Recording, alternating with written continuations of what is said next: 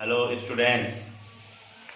Today we are here to express about the virtual classes that is government has made a schedule for the students because the students are getting loss of their studies due to lockdown.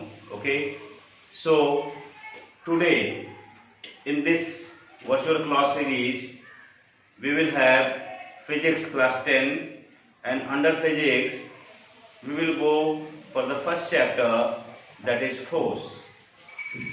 So let's see how we can define force and its other components. Okay, students, तपाईहरुलाई आज हामी यो force chapter जुन तपाईहरुको science को book में पहिलो chapter छ, यो फोर्स च्याप्टरलाई हामीले स्टडी गर्ने हो, यसको डिटेल में जाने हो।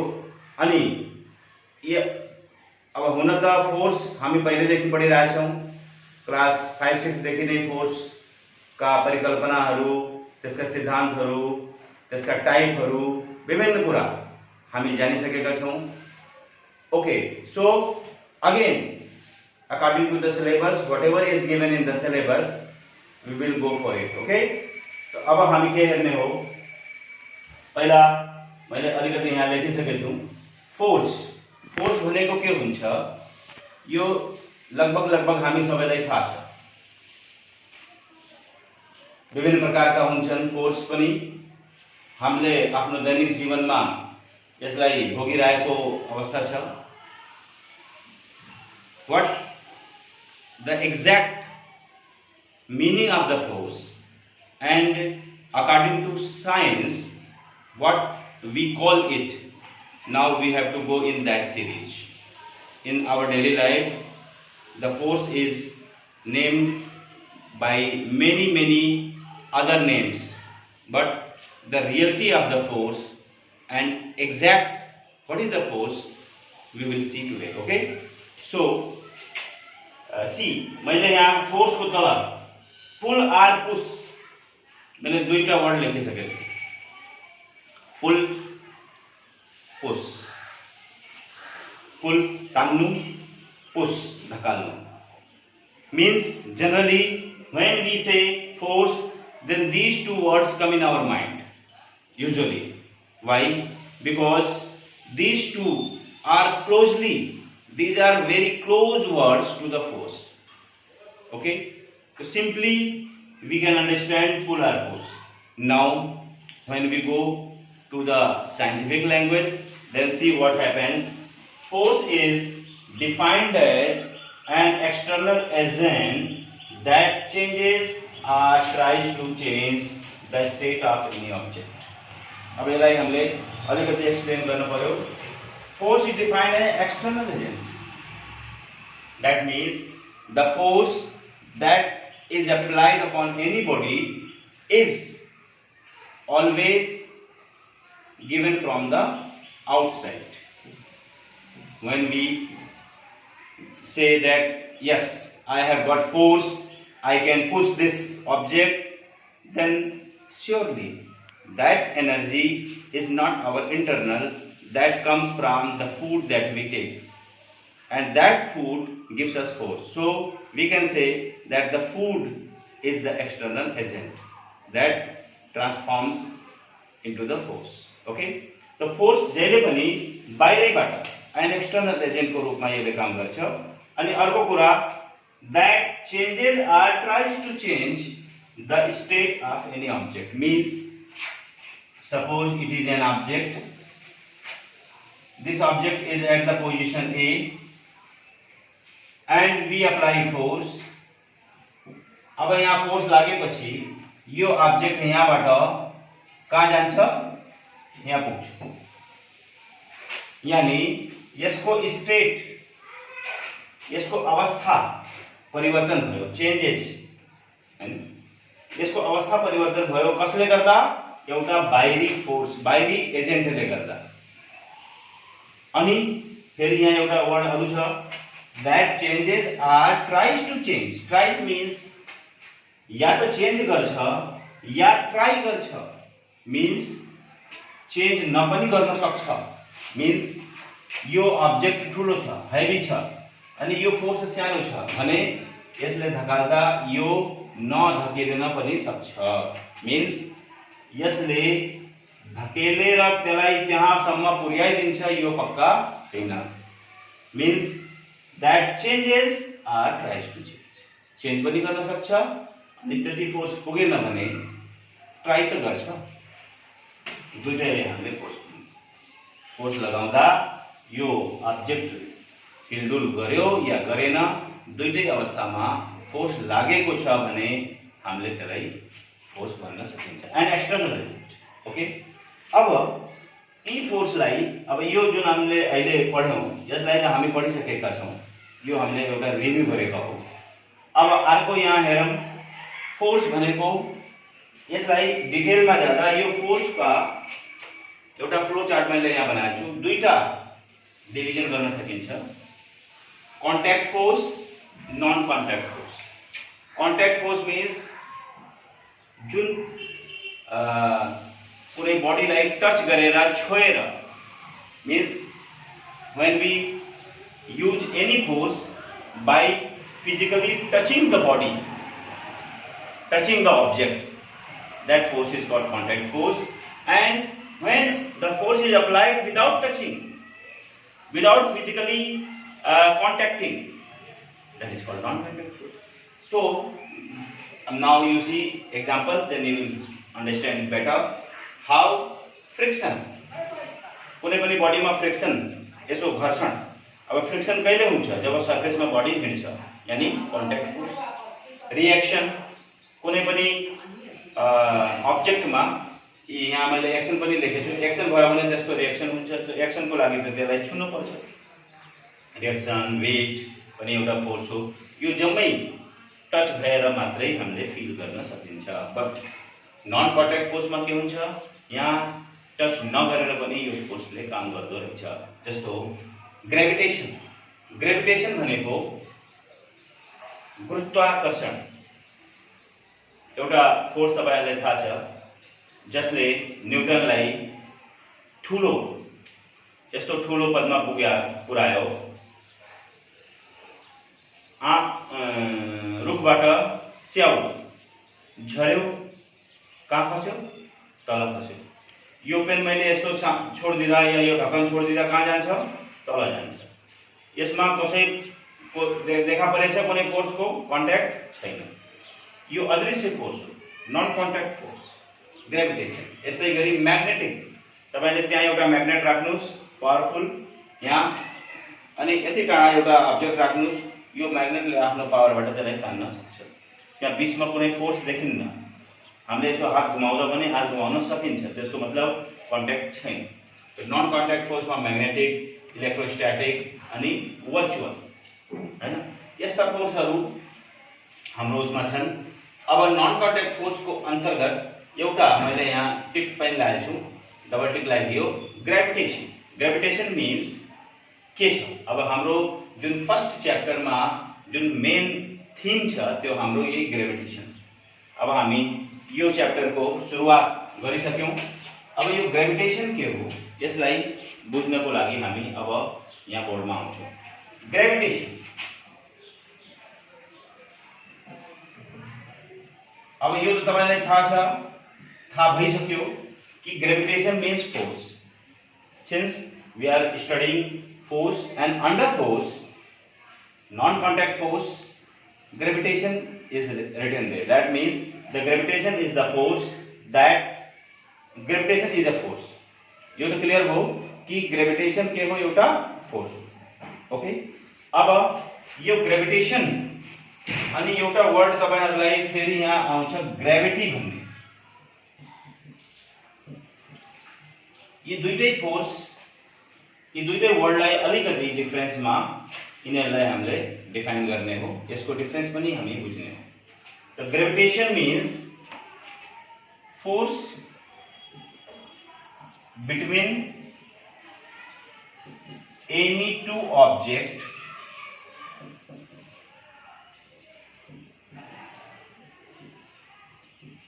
in the universe kept at a distance is called gravitation. अब यहाँ बुझ्नुस् force between any two objects कुनै पनि दुईटा ऑब्जेक्ट हामीले लिने यो एउटा ऑब्जेक्ट छ यो यी दुईटा ऑब्जेक्ट बीचमा एउटा फोर्स काम गरिरहेछ फोर्स एक्टिङ बिट्विन एक्टिङ यहाँ लेख्नु पर्यो यसलाई यस्तो लेखौँ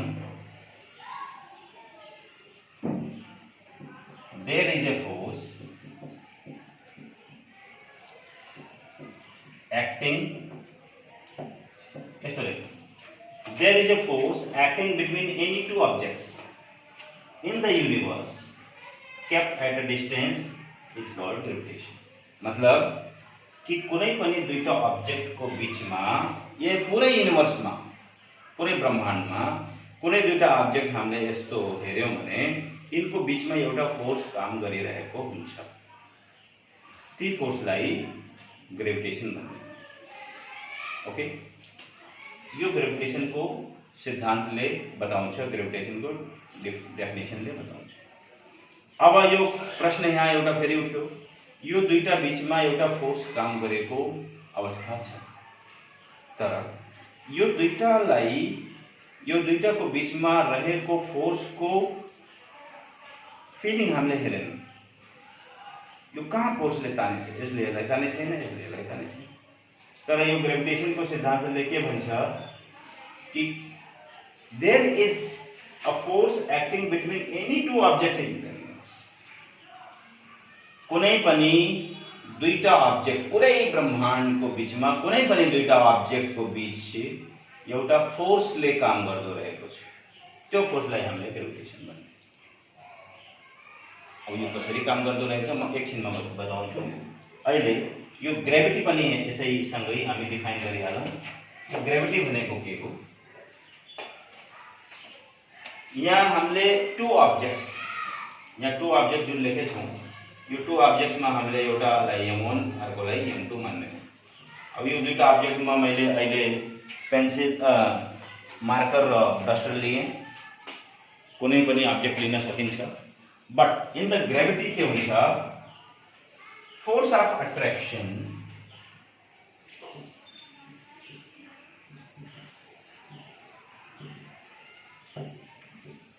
to an object by earth or any heavenly body is called gravity. अब यसलाई राम्ररी बुझ्न पर्यो force of attraction to an object by earth or any heavenly body is called gravity. मतलब के हो यसमा के फरक छ ग्रेविटेशन र ग्रेभिटी दुईटै फोर्स दुईटैले सेम टाइप को फोर्स लाई डिफाइन गरेको अवस्था छ बट यहाँ दुईटा ऑब्जेक्ट मध्ये एनी ऑब्जेक्ट्स m1 m2 यसमा दुईटा ऑब्जेक्ट मा के भन्छ force of attraction to an object एउटा ऑब्जेक्ट भन्छ बाइ अर्थ अनि अर्को ऑब्जेक्टलाई अर्थ भनेको छ या अर्थ नहुँदा पनि एनी हेभनली बडी कुनै पनि हेभनली बडी या अर्थ लाई हामीले अर्को ऑब्जेक्ट लिँदा यो वर्ड ग्रेविटेशन चेन्ज भएर ग्रेभिटी भइहाल्छ Is that clear? Means when there are two objects in the universe, then the force between them is called gravitation. But if the between two objects, one is heavenly body and other is any small object, then the force between them is called gravity. Okay? यानी अर्थले जस्तो अहिले हामी यो दुईटा कुरा गरिरहेका छौँ कि यो दुईटा बीचमा दुईटा अब्जेक्टको बीचमा फोर्स छ, तर त्यो फोर्सले काम गरेको देखिए किन देखिएन? किनभने यो दुईटा भन्दा बढी फोर्स लगाउने एउटा अर्थले यो दुईटैलाई तानिरहेको छ। Means there is a heavenly body on which we are standing, earth, that is so bigger that it is applying its gravity upon both the objects, these all the objects, all ma yo duita pani अब यो दुईटा अब्जेक्टमा ग्रेभिटीले अर्थले आफ्नो force लगाइरहेको छ भने यसलाई पनि अर्थले तानेछ, यसलाई पनि अर्थले तानेछ। यो दुईटै अर्थबाट अट्र्याक्टेड छन् भने इनको आपसी जुन फोर्स छ त्यो अर्थको फोर्सको तुलनामा नेग्लिजिबल छ, नगण्य। Means the force due to which these two bodies are feeling gravity, because of that gravity the gravitation between these two objects is negligible। किनभने इनको जुन वेट छ यसको कई सौ गुना कई हजार गुना वेट तपाईको अर्थको छ, यानी बढी वेट भएको अब्जेक्टमा बढी ग्रेभिटी हुन्छ। यो कुरा पनि हामीले अहिले डिस्कस गर्ने हो। तर यसको प्रश्नको उत्तर हामीले के पायौं भने earth is already attracting all the objects on it, so the two objects on the earth are above the earth, they do not show gravitation between them, but there is gravitation between। gravitation त छ, इनको बीचमा एउटा non contact force gravitation छ, त्यो देखिएन। किन देखिएन, क्यों फिल भएन, किन फिल भएन भनेको कारण ग्रेभिटीले हो। त्यसैले यो दुईटै कुरा हामीले एकैचोटि डिफाइन गरिदिन आवश्यक। ओके, अब यो ग्रेभिटी पछि since this gravitation is given by Newton, त न्यूटनले एउटा युनिभर्सल ल अफ ग्रेभिटेसन पनि दिनुभएको छ। त्यसलाई हामीले यहाँ डिस्कस गर्ने हो, Newton's law of gravitation.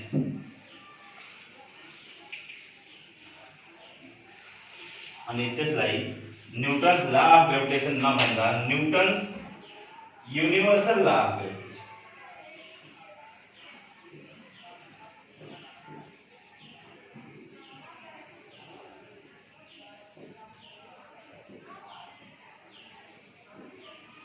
Newton's universal law of gravitation भनेर हामीले यसलाई पढ्ने हो। अब यहाँ कुरा हामीले पत्ता लगायौं, के पत्ता लगायौं भने अर्थको वेट बढी छ। अर्थको वेट बढी भएको हुनाले त्यसले यो डस्टरलाई तान्यो, यो मार्करलाई तान्यो अनि इनको बीचको आपसको ग्रेभिटेसन पनि हरायो। हुन त ग्रेभिटेसन छ, it is acting but not seen, not felt। अब के हुन्छ, त्यो अर्थले तानेको अवस्था देखेपछि हामीलाई के थाहा भयो भने यसको मास कम छ, यसको बीचको फोर्स कम भयो। अर्थको मास बढी छ, त्यसको फोर्स बढी लाग्यो भन्दाखेरि हामीले यहाँ एउटा रिलेसन लेख्न सक्छौं कि F प्रोपोर्शनल M हुन्छ। मीन्स मास बढी भयो भने फोर्स पनि बढी हुन्छ। Now see we are talking about two objects, so we will write m1 and the same we can write for m2। यो वेट यो मास ले यो फोर्स बढी हो, अर्को मास बढी या कम हो भने त्यसको फोर्स पनि कम या बढी हुन्छ। अब त्यो अनुसार के गर्न पर्छ भने हामीले यो मासको रिलेसन फोर्ससँग बनायौं। अब यसको अगाडि फेरि के हेर्न पर्छ भने फोर्स के छ। अब जस्तो यो दुईटा अब्जेक्टलाई हेरौं, यसको डिस्टेन्स नजिक ल्यायो भने फोर्सले बढी काम गर्छ, टाणा लगे भने फोर्सले काम गर्न छोड्छ या कम काम गर्छ। जस्तो यहाँ म्याग्नेटिजममा हेरौँ, इलेक्ट्रोस्ट्याटिकमा हेरौँ, म्याग्नेट यहाँ राखौँ र अब्जेक्ट यहाँ राखौँ भने फोर्सले तान्छ, अब्जेक्टलाई टाढा राख्यो भने फोर्सले नतान्न सक्छ या वीक फोर्स, त्यो फोर्स वीक भइहाल्छ। तो फोर्स को वीकनेस या फोर्स को स्ट्रङनेस केमा डिपेन्ड गर्छ? डिस्टेन्समा। तो अब्जेक्टसँग कति डिस्टेन्स छ एउटा अब्जेक्ट र अर्को अब्जेक्टको बिचमा, हैन? त्यस्तै गरेर यहाँ हामीले अब के थाहा पायौं कि यो डिस्टेन्स हामीले बढायौं भने फोर्स के हुन्छ? घट्छ। तो डिस्टेन्स बढी फोर्स कम भएपछि what we understood that the distance is inversely proportional to distance is inversely proportional to force।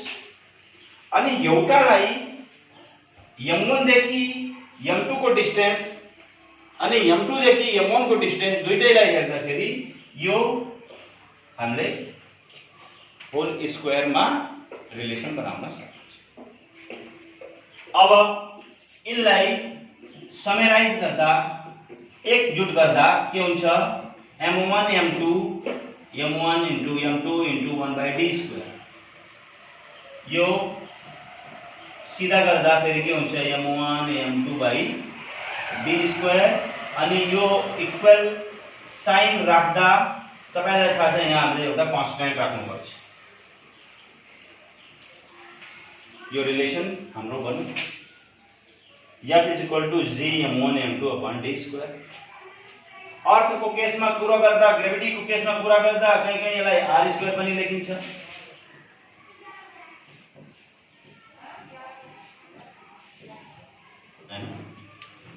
r² पनि लेख्न सकिन्छ। Okay, so you understand guys that the force is equal to g m1 m2 upon d²। m1 m2 d यो हामीलाई थाहा छ, यो first object को मास, यो सेकेंड ऑब्जेक्ट को मास, यो डिस्टेंस बिट्विन टू ऑब्जेक्ट्स। यहाँ मैले यही लेखिदिन्छु m1 m2।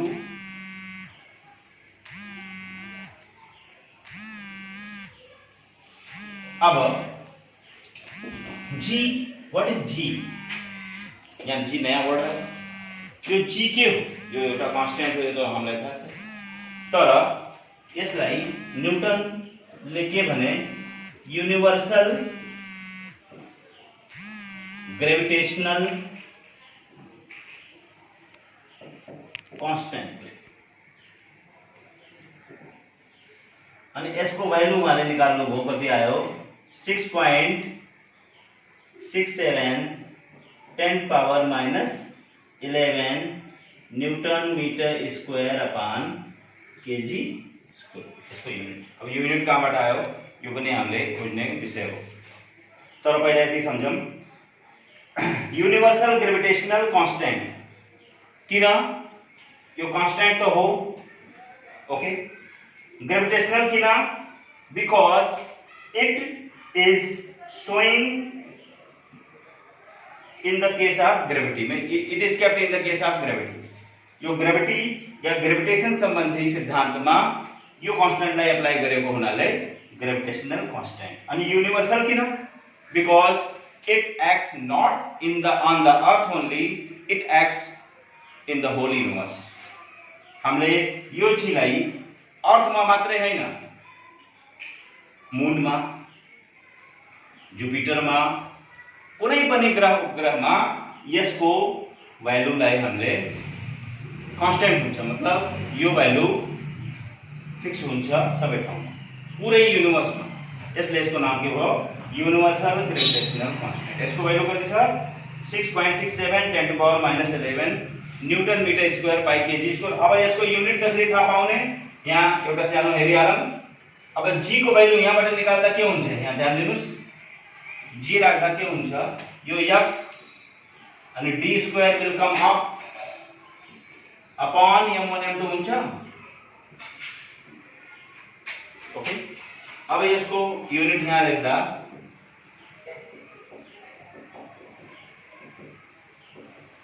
f को युनिट न्यूटन मीटर डिस्टेन्सलाई मिटरमा नापिन्छ, स्क्वायर छ अपान यो केजी, केजी भनेको केजी स्क्वायर, यही युनिट हो।